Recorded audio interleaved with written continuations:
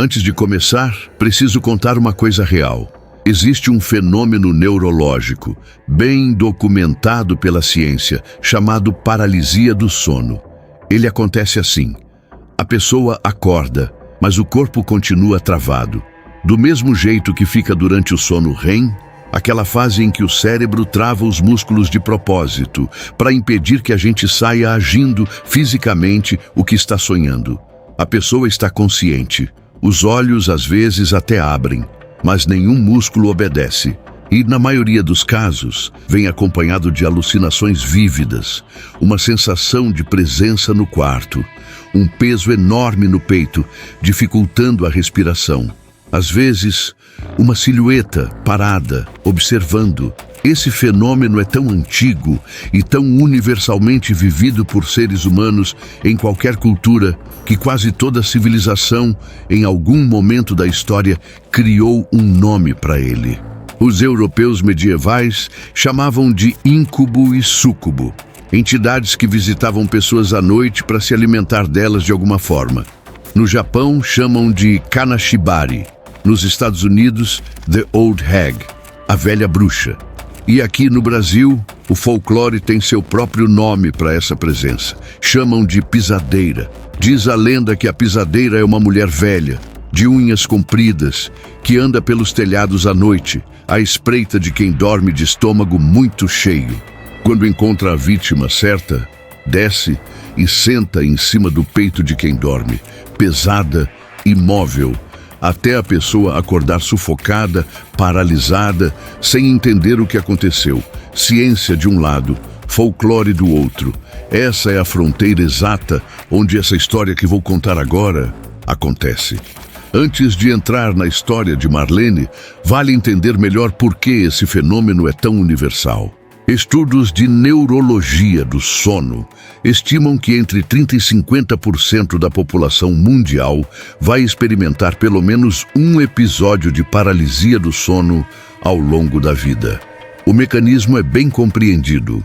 Durante o sono REM, o cérebro envia sinais que paralisam temporariamente a musculatura voluntária do corpo, uma função protetora que existe justamente para impedir que a gente machuque a nós mesmos ou a quem dorme ao lado, agindo fisicamente os movimentos dos próprios sonhos.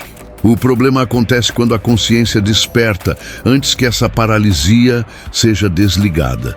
Nesse intervalo, o cérebro, ainda parcialmente em estado de sonho, mistura elementos oníricos com a percepção real do quarto ao redor.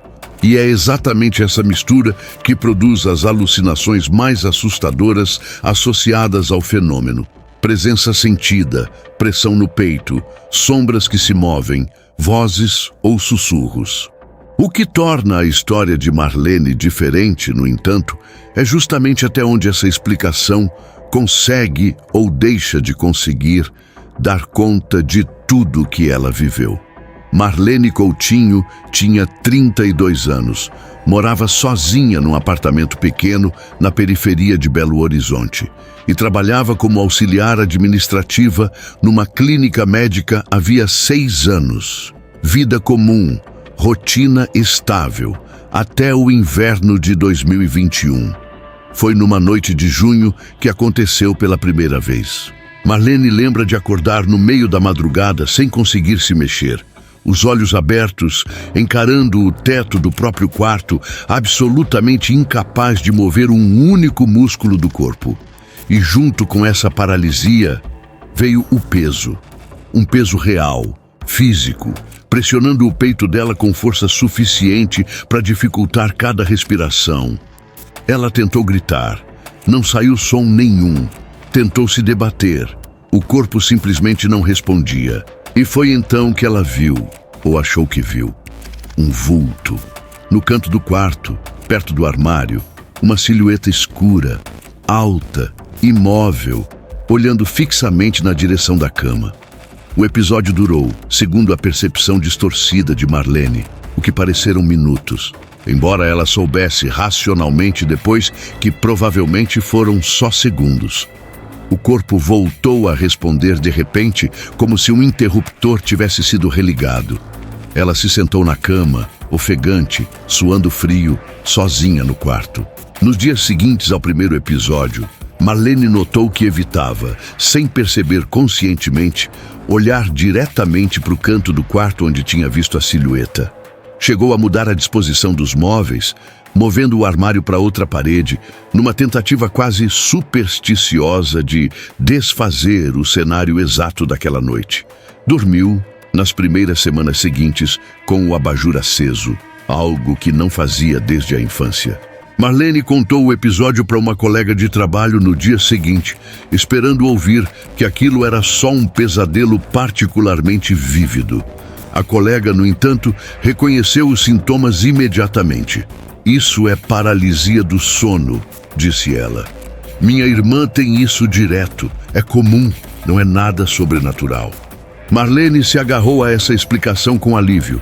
Fez até pesquisa própria, entendeu o mecanismo neurológico por trás do fenômeno, sentiu-se mais tranquila sabendo que existia nome, ciência, explicação para aquilo. O problema foi que os episódios continuaram, e ao longo dos meses seguintes, foram mudando. Em agosto daquele ano, Marlene teve o segundo episódio. Dessa vez, além do peso e da paralisia, sentiu, com uma clareza que a deixou gelada, o que pareceu ser um arranhão real, fisical, na altura do ombro esquerdo, no exato momento em que a silhueta no canto do quarto parecia se aproximar da cama. Quando o episódio terminou e ela finalmente conseguiu se mexer, acender a luz, examinar o próprio ombro no espelho do banheiro, havia de fato 3 marcas vermelhas, paralelas, como se 3 unhas tivessem passado sobre a pele dela. Ela tentou se convencer de que tinha se arranhado sozinha, sem perceber, durante o próprio episódio de paralisia. Os médicos que ela consultou depois, aliás, confirmariam que isso é fisiologicamente possível. Mesmo durante paralisia motora aparente, certos reflexos involuntários ainda podem ocorrer, uma explicação plausível, racional. Mas os episódios continuaram se intensificando. Setembro, outubro, cada vez com mais frequência. E cada vez, segundo o relato dela, com a sensação mais forte de que aquele vulto não era apenas alucinação hipnagógica, mas algo que efetivamente havia, a esperava, a escolhia, noite após noite. Entre agosto e novembro daquele ano, os episódios se tornaram quase semanais. Marlene desenvolveu, segundo relatou depois em terapia, um pavor genuíno da própria hora de dormir. Um fenômeno que psicólogos especializados em distúrbios do sono reconhecem como comum nesses casos e que recebe o nome de ansiedade antecipatória do sono, um ciclo em que o medo de ter outro episódio, paradoxalmente, aumenta a tensão do corpo na hora de adormecer, tornando outro episódio ainda mais provável. Ela começou a evitar dormir sozinha sempre que possível, passando algumas noites na casa da mãe, sentindo-se, de forma quase infantil, segundo suas próprias palavras, mais segura com outra pessoa dormindo no cômodo ao lado. Perdeu peso. Desenvolveu olheiras profundas que colegas de trabalho comentavam preocupados. Sua produtividade na clínica onde trabalhava caiu visivelmente, a ponto de sua supervisora perguntar diretamente se ela estava passando por algum problema de saúde mais sério. Em novembro, desesperada, sem dormir direito havia semanas, Marlene procurou um neurologista especializado em distúrbios do sono. O médico, depois de exames detalhados, incluindo uma polissonografia completa, confirmou o diagnóstico que a colega de trabalho já tinha sugerido meses antes: paralisia do sono recorrente, possivelmente agravada por um quadro de ansiedade que se intensificava num ciclo vicioso, exatamente por causa do medo que os próprios episódios geravam. O médico prescreveu um tratamento, ajustou a rotina de sono dela, recomendou terapia complementar para lidar com a ansiedade. Marlene seguiu tudo à risca. Os episódios diminuíram por um tempo, mas nunca pararam completamente. E em fevereiro de 2022, aconteceu o episódio que mudou completamente a forma como Marlene passou a entender o que estava vivendo. Nessa noite específica, Marlene não estava sozinha. Seu namorado da época, Renato, tinha passado a noite no apartamento dela pela primeira vez desde que os episódios tinham começado. Ela nunca tinha contado a ele os detalhes completos, com medo de parecer instável demais logo no início do relacionamento. Renato acordou no meio da madrugada com Marlene ao lado dele, emitindo um som abafado, o corpo rígido, os olhos abertos e fixos no teto. Ele tentou tocá-la, chamá-la pelo nome, sem sucesso. Ela parecia, segundo o relato dele, presa dentro do próprio corpo. E foi então que Renato viu. Não o vulto que Marlene sempre descrevia, mas um movimento rápido na beira da cama, do lado dela, como se o colchão afundasse sob um peso repentino exatamente na altura do peito de Marlene, sem nenhuma pessoa visível causando aquela pressão. Renato descreveu depois ter sentido um cheiro específico naquele instante. Um cheiro de terra molhada, misturado com algo mais velho, mais rançoso, que ele nunca soube identificar completamente. O episódio de Marlene terminou, como sempre, de repente. Mas dessa vez havia uma testemunha, alguém que não estava paralisado, que viu o colchão afundar, que sentiu o cheiro, que não conseguia mais atribuir tudo aquilo só à mente de Marlene sozinha. Nos dias seguintes a esse episódio compartilhado, Marlene e Renato tiveram várias conversas longas, tentando entender racionalmente o que ele tinha testemunhado.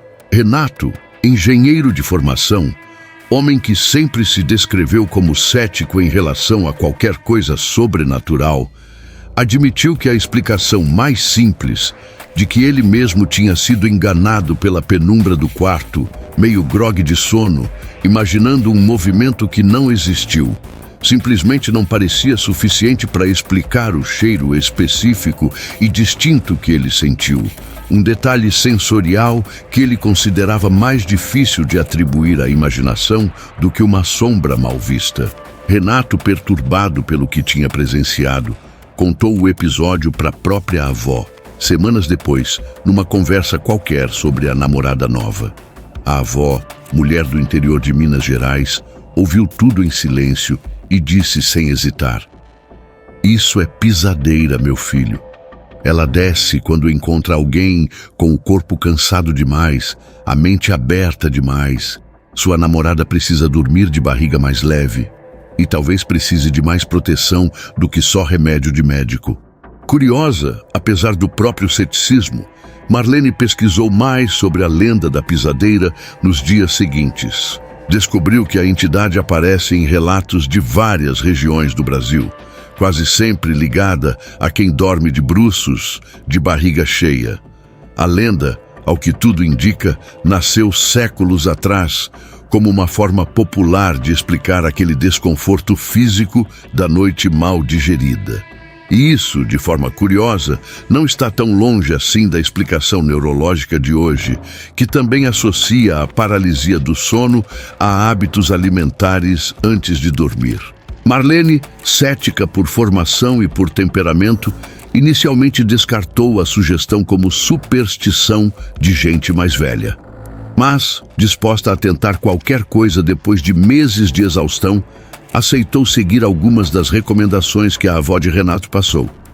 Evitar refeições pesadas à noite, manter um chinelo virado ao contrário embaixo da cama, tradição popular específica contra a pisadeira. E por insistência da própria avó, colocar um pequeno terço embaixo do travesseiro. Os episódios não pararam completamente, mas, segundo o relato de Marlene, meses depois, diminuíram consideravelmente em frequência e intensidade, o suficiente para ela recuperar, aos poucos, uma qualidade de sono que não tinha havia quase um ano. O episódio final dessa história, no entanto, aconteceu em julho de 2022, exatamente um ano depois do primeiro episódio registrado.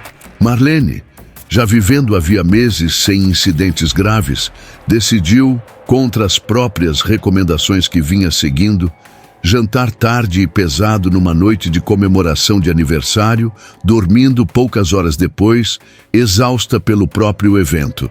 O episódio que se seguiu foi, segundo suas próprias palavras, o mais intenso de todos que ela já tinha vivido. A paralisia veio acompanhada dessa vez não apenas do peso costumeiro no peito, mas de uma pressão específica, deliberada ao redor do próprio pescoço. Como se dedos, ou algo parecido com dedos, estivessem se fechando lentamente ao redor da garganta dela. Marlene descreveu mais tarde ter visto dessa vez, com uma nitidez que nenhum episódio anterior tinha alcançado, o rosto daquela figura se aproximando do dela. Uma mulher muito velha, pele enrugada e escura como terra seca, unhas longas e amareladas, olhos completamente brancos, sem íris nem pupila visível, fixos diretamente nos dela. A entidade não disse nada, segundo Marlene. Apenas sorriu, um sorriso lento, cheio de dentes irregulares e enegrecidos, antes de o episódio finalmente terminar, deixando Marlene ofegante, chorando, com marcas vermelhas claramente visíveis ao redor do próprio pescoço, marcas que persistiram, visíveis, por quase uma semana inteira. Marlene descreveu ainda, num detalhe que só mencionou muito depois, já em terapia, um som que acompanhou aquele sorriso final da entidade. Uma espécie de respiração rouca e satisfeita, como de alguém que finalmente conseguiu o que queria depois de meses de tentativas frustradas. Foi esse som, mais do que qualquer imagem, que voltou a assombrar os pesadelos comuns dela nas semanas seguintes, muito depois de as marcas físicas no pescoço já terem desaparecido completamente. Foi esse episódio específico que levou Marlene a, finalmente, buscar não apenas ajuda médica, mas também orientação religiosa, através de um padre da própria cidade, que realizou, a pedido dela, uma bênção completa do apartamento. Desde aquela bênção, realizada em agosto de 2022, Marlene relata não ter tido nenhum episódio comparável em intensidade. Episódios leves e ocasionais de paralisia do sono comum, sim, como qualquer pessoa com predisposição ao distúrbio pode ter ao longo da vida.